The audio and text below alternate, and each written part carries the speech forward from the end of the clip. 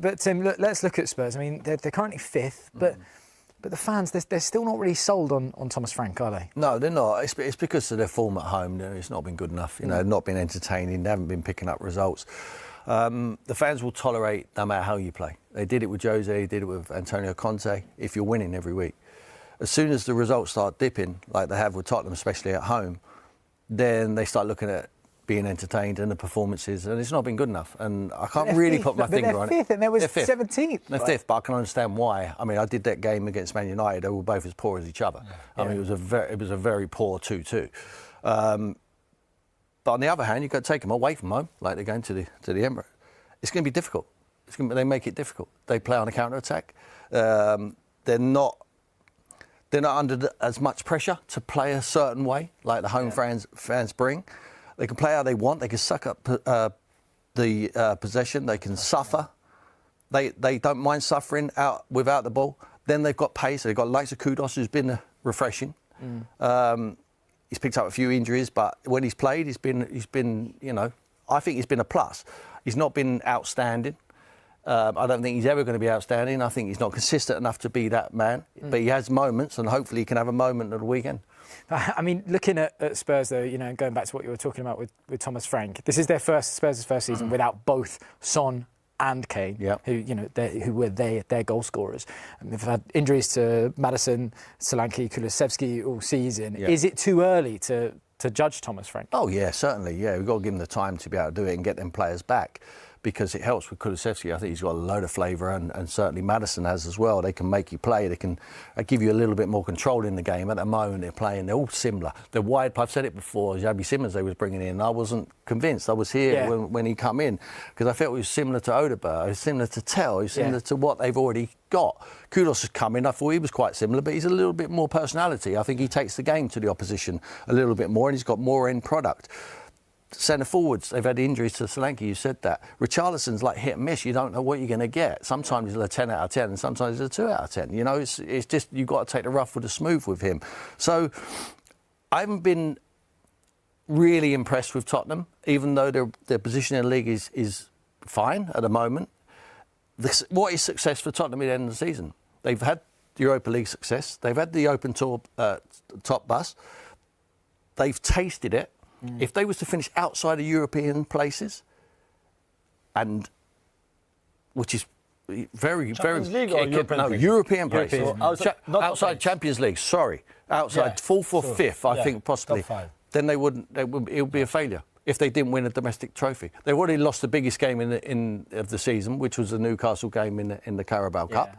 For me, that was a huge game of football. They had to win that. It was away from home, but they got beat.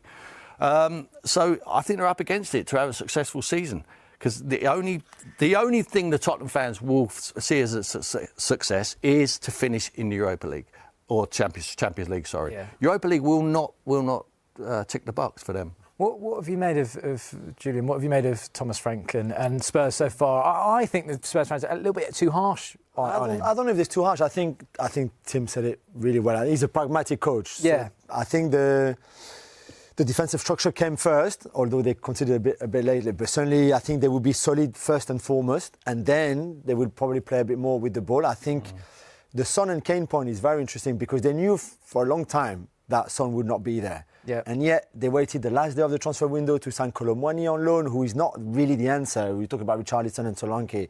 Colomwani is another one. He's not world class. He's a good player. If you play on his strength, he will give you a lot, as we saw in the Champions League game against Copenhagen, for example. Yeah. But he's still not Brazilian Ronaldo either. So I think in the recruitment in the summer, I think there's question to be asked over what the club did at the time. We said they missed out on Eze, for example, and things like that. I think there's a lot of questions mark over that. But now he's got these squads. I think they will improve. He needs more energy, I feel, from the fans. And I know it's difficult at home, but he feeds off energy, Thomas Frank. That's why he did at Brentford.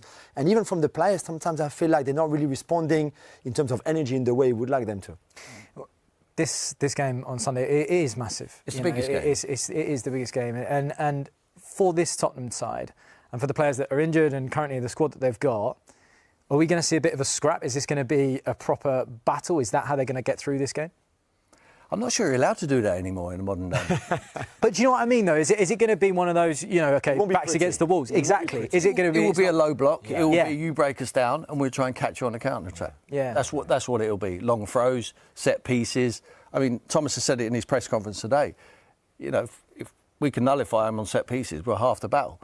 Now, they're good at set pieces as well, Tottenham. Yeah. They've got their own threats. And Gabriel missing is going to be a huge blow for Arsenal. But Arsenal they want to go out there and put a performance on. You cannot underestimate how big this game of football is for Arsenal.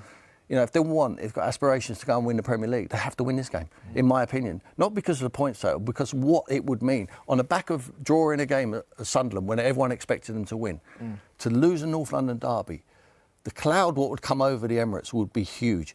You've got to forget the Bayern Munich game. Yeah. They will qualify through the group anyway. Chelsea coming after that. This would be huge. If they lose, it could end up in a couple. It spirals. Yeah. It snowballs into something serious. They'll still be there or thereabouts, but everyone will be the same old thing. Arsenal bottled it. Can't play without Gabriel. Yeah. The same old question marks will be coming into play.